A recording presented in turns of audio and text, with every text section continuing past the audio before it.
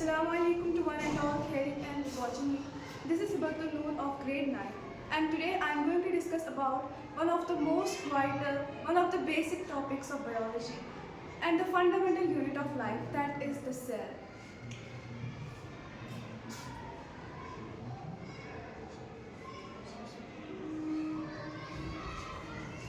We define cell as the basic structural and functional unit of life.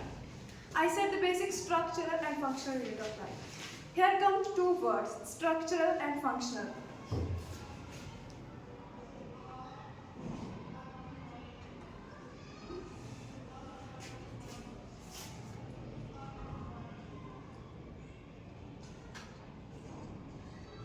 The two words structural and functional are the most vital to be understood. What does structural unit mean? It means that every structure, every organism, the structure of every organism is made of cell. Yani ki the physique of every organism. For example, we have an organism or the organ system or the organ of that organism. The structure of organism that's basically made up of cell and functional. Every life process that takes place in the body of an organism or every life process that is carried out by an organ system is basically and fundamentally carried out by cells. We see that every living organism is made up of cells. The cell is the basic unit of life.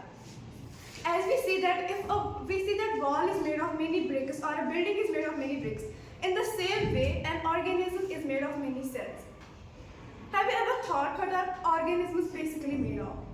Organisms are made of organ systems, that's true. Then what are organ systems made of? Different organs that combinedly perform a specific function and then form an organ system. But what are organs made of? Various tissues, they combine to form organs. And finally, what do combine to form tissues? It's basically a cell. We see first here is cell, then a tissue, then an organ, and an organ system,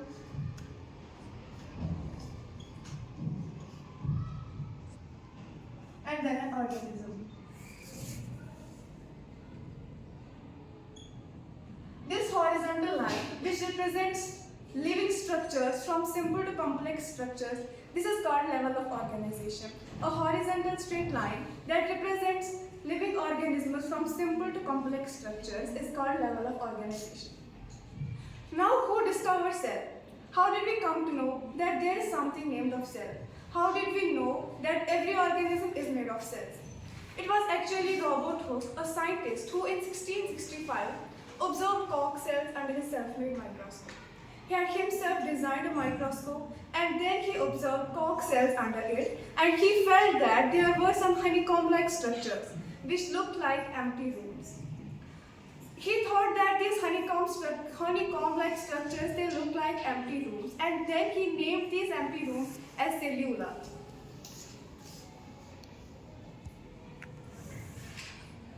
Cellula is a Latin word which means little compartment.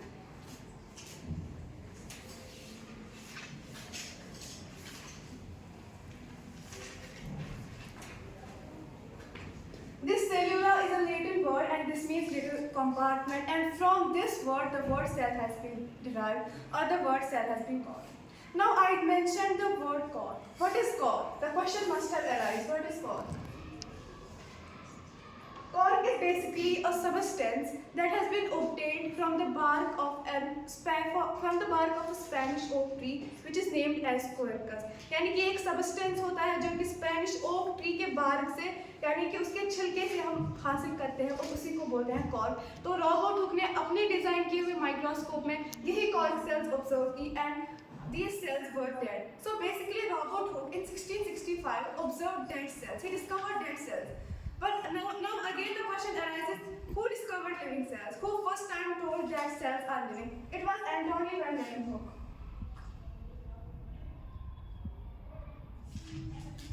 It was Antony van Leeuwenhoek who in 1674 he first observed living cells. He observed bacteria and algae. There was a German botanist Sheldon, who said that all plants are made of cells. He's in 1838.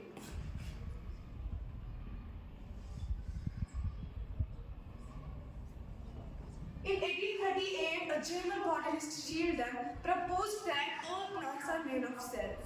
Then, a German zoologist, Schwann,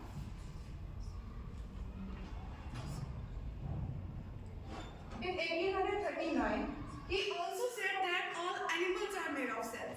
He felt that without the cell wall, more or less the plant cells resemble the animal cells. यानी इसे लगा कि cell wall के बगैर जो animals में sales पाई जाती है वो प्लांट सेल से रिजेंबल होती है यानी प्लांट सेल्स एनिमल सेल्स के जैसे ही दिखती है so these two points the proposals of these two botanists and zoologists these two scientists they gave the basis of cell theory.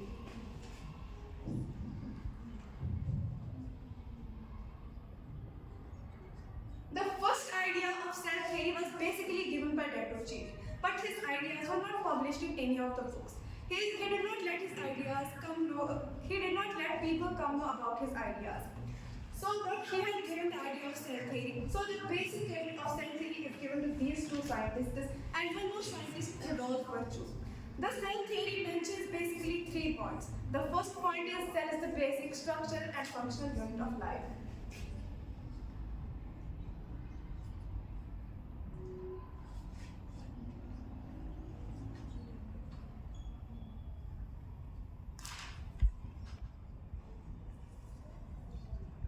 The first point of cell theory is that cell is the basic structural and functional unit of life.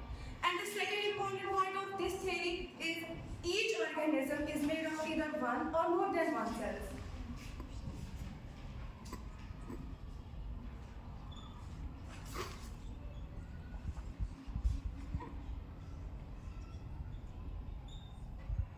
यानी हर कोई organism जो है वो या तो एक से ज्यादा सेल से बना होता है.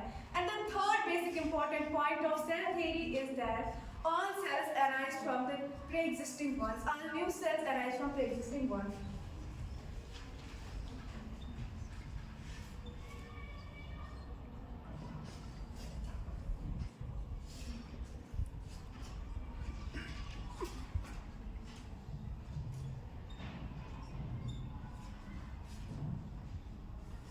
This point was given by Rudolf Virchow, who was a physician, a scientist. He gave this point in Latin language. He said, "Unicellular, acellular." यानी हर कोई पुरानी सेल जो होती है, हर कोई नई सेल जो बनती है वो पुराने सेल से फॉर्म होती है. Let me explain this point further.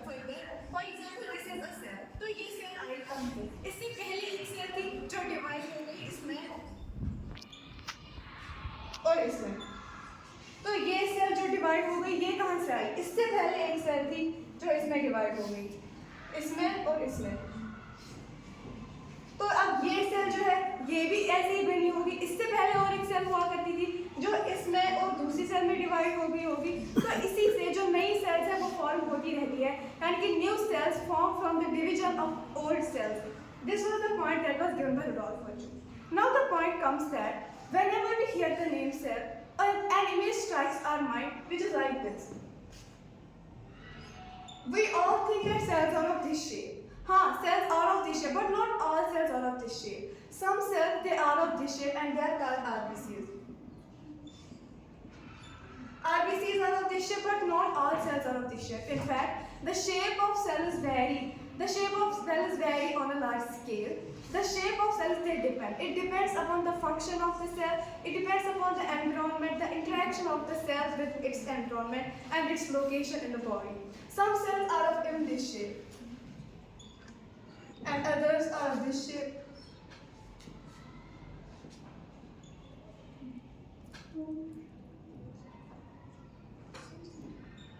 This is an RBC.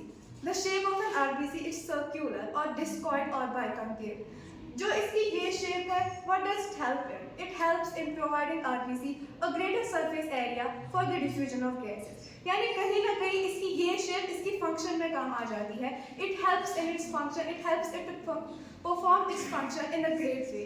And then the second one, that's WBC. It's irregular in shape and also it keeps on changing its shape. Its irregular shape helps it in the process of phagocytosis. It helps it in endocrine food. यानी जो WBC की ये shape होती है irregular वाली shape, it helps it in phagocytosis. Also ये इसको मदद करता है in squeezing out that part of body where the injury has taken place to provide the body to protect the body from pathogens. यानी the irregular shape, this also helps the body, this also helps the WBCs to perform its own function in a great way. And then is muscle cell. It's elongated in shape, यानी it's elongated or spindle shape and also thick in diameter. This elongated shape and this thin diameter, it helps the muscle cell to contract and relax easily, so is its function. यानी कि muscle cell की जो function होती है वो contract और relax करनी होती है. यानी जब ये कंट्रैक्ट और रिलैक्स होता है तभी हमारी बॉडी अच्छे से मूवमेंट कर पाती है, तभी we are able to do locomotion and the shape of muscle cell helps it in doing so. And another one more important cell is neuron.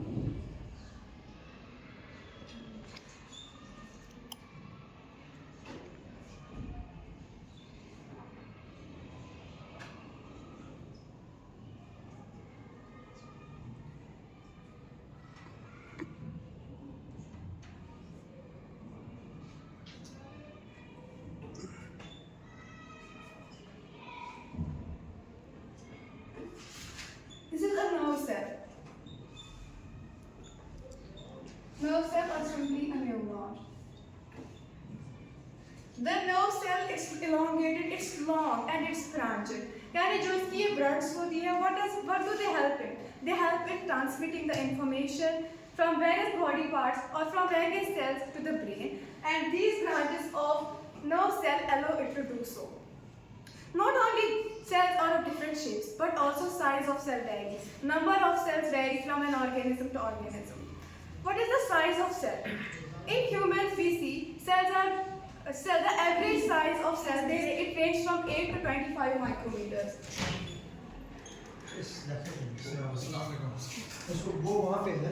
The average size of cells in a human body it ranges from 8 to 25 micrometers. Size can be too small. Size of cells can be too small and it can also be too large. We see that overall largest cell we observe is ostrich egg cell.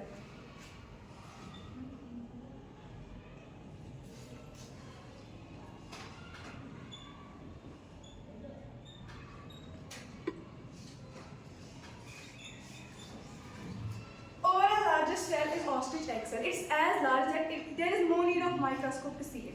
We can even see it by our naked eyes. And overall smallest cell is mycoplasma.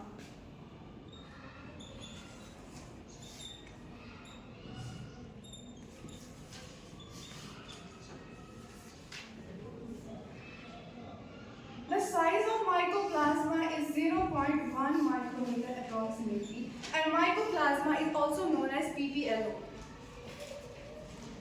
pleuropneumonia-like organism. Mycoplasma is a pathogen. It's not a true bacteria. It's an intermediate between virus and bacteria. Then comes the longest. The longest cell is nerve cell.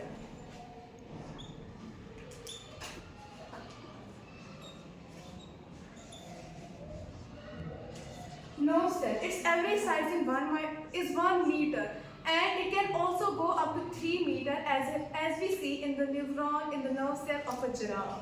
It can even go up to 3 meters. Let's talk about the human body. The largest cell that's observed in a human body is egg cell.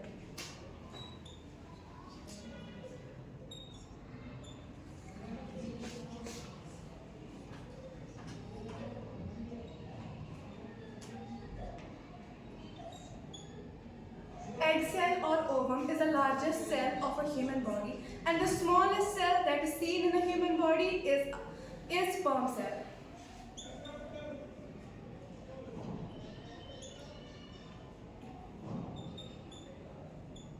Sperm cell is the smallest cell in human body, and ovum is the largest cell in human body, or egg cell is the largest cell in human body. The overall longest cell is nerve cell, and the overall largest cell, that is the ostrich egg cell, and the overall smallest cell is mycoplasma. Then comes the number of cells. Number of cells also varies from an organism to organism. We see some organisms, they are unicellular, they have just one cell. Just a single cell performs all the functions that need to be performed in the body of that organism.